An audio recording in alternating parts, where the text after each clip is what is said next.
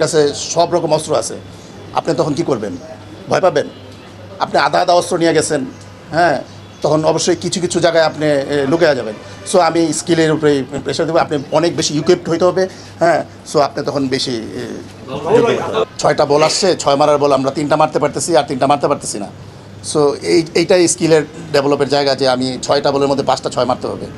এবং যখন ইয়র্কার মারা দরকার, আমি ওই প্রেশার সিচুয়েশানে আমার ইয়র্কার হচ্ছে না, হ্যাঁ। সো আমি বলবো যে স্কিল ডেভেলপ করার জন্য যত রকম ফ্যাসিলিটিস দরকার, সেই জন্য বেশি বেশি ম্যাচ খেলা, হোম অ্যান্ড ওয়ে, বাইরেতে সবার সাথে সবার ম্যাচ খেলা, এরকম ম্যাচই বেশি খেলতে হবে। তখনই আপনি ওই পরিবেশটা তৈরি হবে। প্র্যাকটিসে আপনি অনেক ইয়র্কার মারলেন, অনেক 6 মারলেন, হ্যাঁ, কিন্তু যে এইটাও একটা পরিবেশ। আবার যখন ম্যাচে খেলতে যাবেন তখন একটা প্রেশার ক্রিয়েট হয়, সেইটা অ্যাডাপ্ট করার জন্য ম্যাচ খেলতে হবে। সো তখন আপনি এই স্কিলগুলো ডেভেলপ হবে। না, এই অস্ত্রটা আমার নাই, এটা তো দেখাই যাচ্ছে, হ্যাঁ। সো এখানে আমরা তো অনেক দিন যাবত চেষ্টা করছি লেগ স্পিনারের জন্য। অনেক দিন পর রিশাদ এখন স্টাবলিশড বলবো যে। সো আমরা আরও লেগ স্পিনার আনার চেষ্টা করছি। সো এদিকে তো আমাদের অবশ্যই নজর আছে যে এখন ওয়ার্ল্ড লেভেলে, বিশেষ করে T20 ফর্মেটে লেগ স্পিনাররা অনেক বেশি সাকসেসফুল। সো আমাদের সেই দিকে নজর আছে, বিসিবির নজর আছে সেদিকে, আমাদের কোচদের নজর আছে। আমরা অনেক সো সেই অনুযায়ী যারা লেগি, যারা প্লেয়ার, তাদেরকেও এগিয়ে আসতে হবে।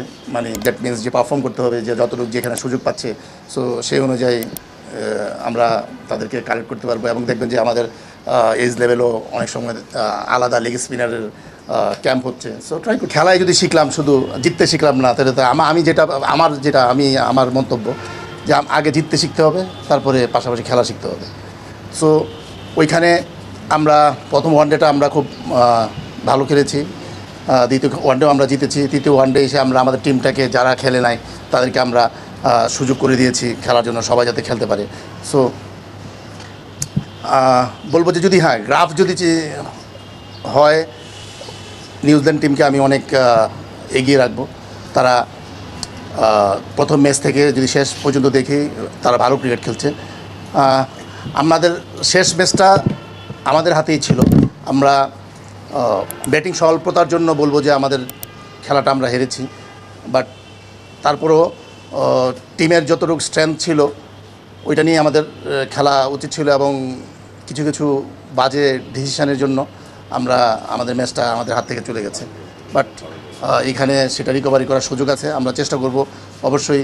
যেটা এখানে ড্র করলে তো আমরা সিরিজ হেরে যাব আমরা। সো আমাদের আপ্রাণ চেষ্টা থাকবে ম্যাচ জেতার, হয় জিতবো না হারবো।